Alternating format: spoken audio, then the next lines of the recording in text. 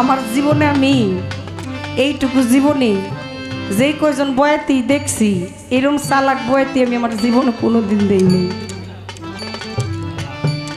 মানে ইচ্ছা মতনে কইয়া অবশেষে বুঝছে যে অনেক কায়দাটা বেকায়দা হয়ে গেছে, হনে দিছে কান্দা। এতক্ষণ কিন্তু কান্দে নাই, দেখেন সারাটা রাত গান গাইল, কি কানার মতো একটা গজব চোখে দিয়ে রয়েছে। এই গজবের চোটে কান্দে না হাসে হেও বুঝি না, কোন গজবে যে পাইল।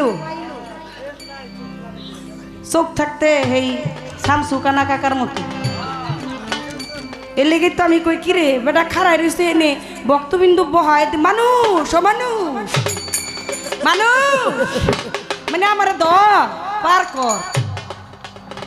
যাদের চোখে দৃষ্টি নেই তারা তো অন্যের সাহায্য চাই, এরকম না বিষয়টা একটু জানার দরকার। বলেন যেই বড় পীর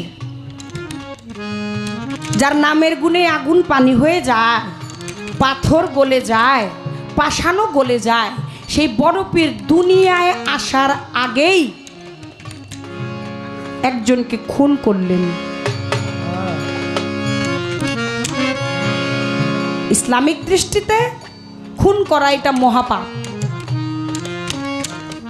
বিচারের মালিক একমাত্র আমার আল্লাহ, শাস্তিযোগ্য অপরাধ। তাহলে যার নামে আগুন পানি হয়ে যায় তার কাছে কি অন্য কোনো কৌশল ছিল না? সে তো চাইলেই নিমিষে চোখ দিয়ে তাকাইলেই ওই বাঘ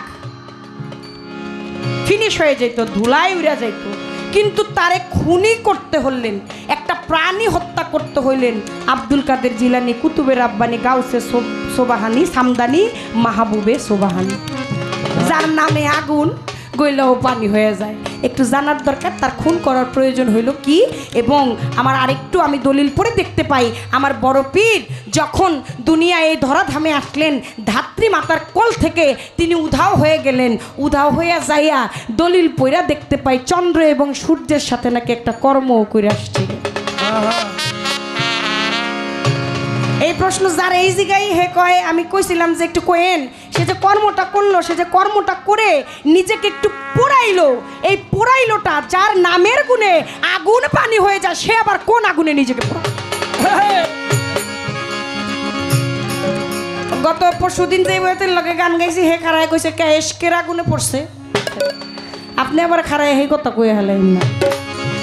একটু যার নামের গুণে আগুন পানি